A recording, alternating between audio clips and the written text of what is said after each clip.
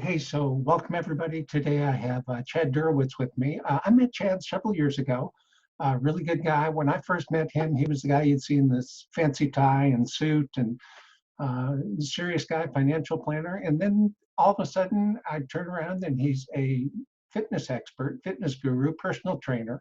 Has about, 3 or 4 more times muscle mass on his body than I do. And fortunately, he's a pretty patient guy, kind guy. I've worked out at his center before. Really a smart guy. So, Chad, welcome. Thanks so much for being here today. Thank you, Tim. I appreciate it. Absolutely. Hey, so if you would, just as a starter, just give a little bit of history. I'm curious. I know folks would be curious. How do you move from financial planning to fitness training? Sure. Yeah, that I kind of had a hot cup of coffee as a financial advisor with MetLife, and that was not my calling. I kind of found out that was not the place for me. I was actually a trainer in nutrition and fitness before I started MetLife. I was in my early 20s, getting a family started, and I was working for not for profit, not making a ton of money as a trainer. So I went to corporate America to kind of make a living and make a name for myself. And it just wasn't my calling. This is my calling. I have found that fitness nutrition is what got me through a lot of issues in my life, and I'm now passionate about it, where I can pass that same information on other people. So it's definitely, and this is definitely a timing for this right now, is taking care of your health, right? It's very important. Oh, yeah, absolutely. These are really challenging times for everybody. So when I decided to do these series of video chats with folks, you were one of the first people that came to mind, because I know for myself, before I've got a 96-year-old dad in a nursing home, and about 3 weeks ago, they shut down visitation. Well, before that, I was getting up at 4:15 in the morning. I was at it. I was, getting ready myself, having breakfast, so I could go out and have breakfast with my dad every morning. Well, now that they've shut that down, I got out of bed this morning, I think at 8:30. Right. So it's a challenge. So if you could talk a little bit about how we develop and maintain some healthy habits, what are key issues you see for us right now? Well, I'm telling my clients, people on social media, is like, work the muscle between your ears, right? Your mindset. Because right now, you turn the news on for length of time, you can go in a downward spiral pretty quick, right? Sure. So surrounding yourself with positivity. I'm wearing my Chiefs, sweat polo, things that make me happy. I got my Estes Park, Colorado hat, makes me happy. Myself a positive. Is you really? I mean, I even find myself, like, I'm watching the news going, "Holy cow!" But I got to remember that the first line of defense is me. I've got to take care of myself, my immune system. What am I doing to help, alleviate this issue? It starts with personal responsibility, and that's with taking care of yourself. So very important. Cool. Hey, so even not to the degree, I want to ask you about your services, and I'm sure you offer some virtual training services and that sort of thing, and I want to ask you about that. But what are some tips, some recommendations you'd make to folks, just normal folks like myself? I'm not bodybuilder, just trying to stay fit, trying to stay healthy. You alluded to there about getting up at 8:30 in the morning, right? And you used to get up at 4:15, 4:30. I would go back to that routine. Setting up a normal routine for this next 30 days is also critical. That's where you can get your habits put into this, right? Get up in the morning, work out.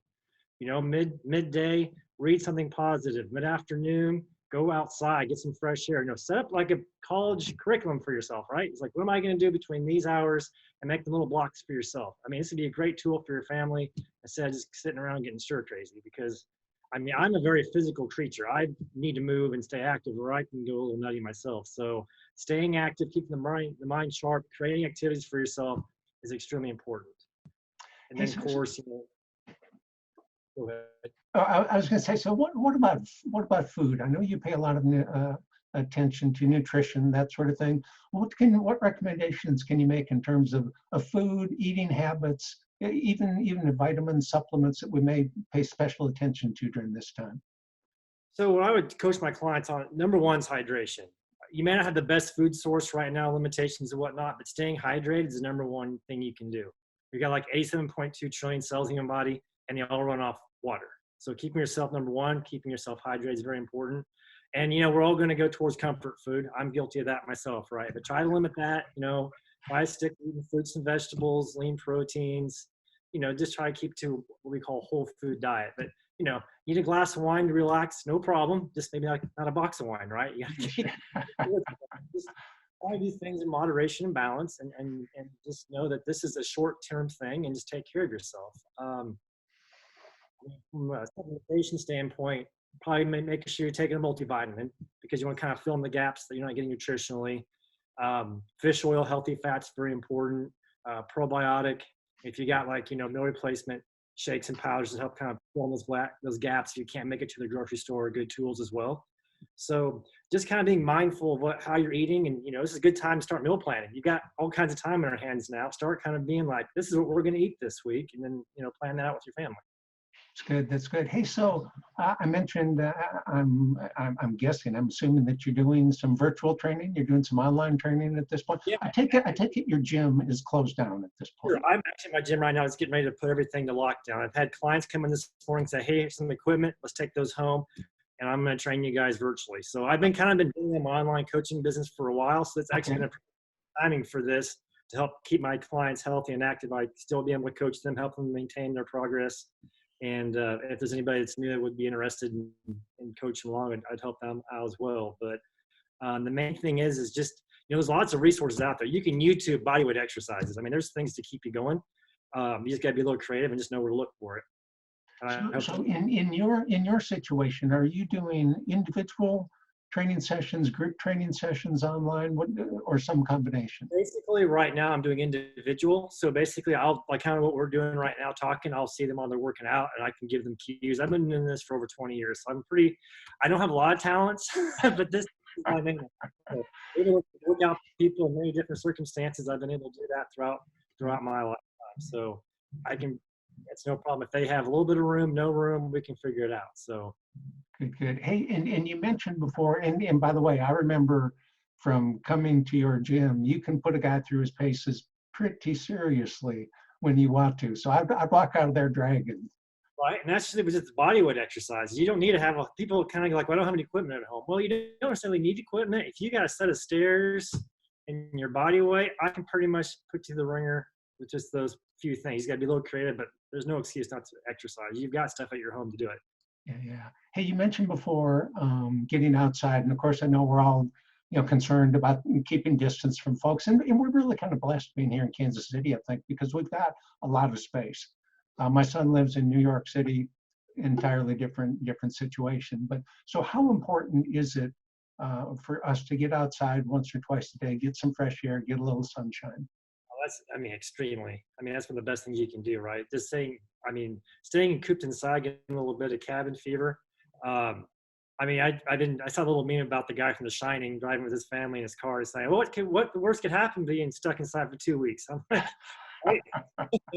So yeah, just getting out, fresh air, just breathing that in. That's good for the mind and the soul for sure.